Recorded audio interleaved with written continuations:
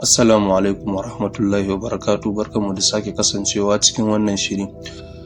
A cikin wannan jerin shirye-shirye mai bangarori biyu za mu ga rayuwar Amr ibn As, wani babban mai dabarun yaƙi, jarumi, kuma shine ma ya kawo Masar ƙarƙashin mulkin musulunci da ƙwarewa mai ban mamaki duk da ƙarancin sojoji. Amr ya kasance ɗan ƙabilar Banu Saham na Quraysh, wanda aka sani da basira da fasahar magana. Kafin ya karɓi musulunci, shi babban abokin gaba ne ga musulmai.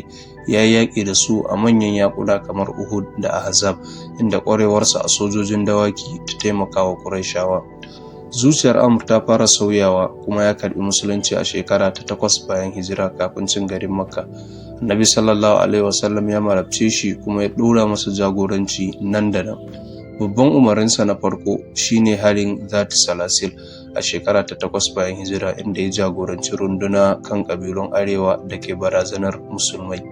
Ya tabbatar da haɗin kai kuma ya nuna fasaharsa da dabarunsa. Haka kuma ya halarci yakin Hunain a shekara ta 8 bayan hijira da kuma cin garin Makka da aka yi cikin lumana.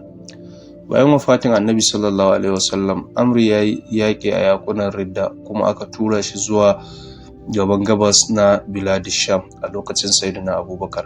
A shekara ta 12 bayan hijira ya jagoranci sojoji a Palestine, inda ya taimaka da nasarori kamar a su yakin Ajnadain da kuma ba da goyon baya a babban yakin Yarmouk.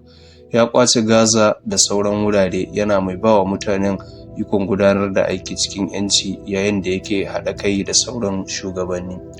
Zaman Amr a matsayin jagora ya kasance cike da basira mai kaifi, yanke shawara cikin sauri, da haɗa ƙarfin soja da diplomasiyya. A wannan wata na Ramadan, yayin da muke tunani akan sauyi da neman shiriya daga Allah, mu tuna Amr, mutumin da ya juya daga adawa zuwa bauta cikin sadaukarwa. Yana amfani da baiwarsa don addini tare da tawakkali ga Allah. Allah ya yi wa Amr ibn As rahma, kuma ya bamu ƙwarin gwiwa kamar nasa. A cikin sashe na biyu za mu kalli labarin shahararren cin garin Masar da Amr.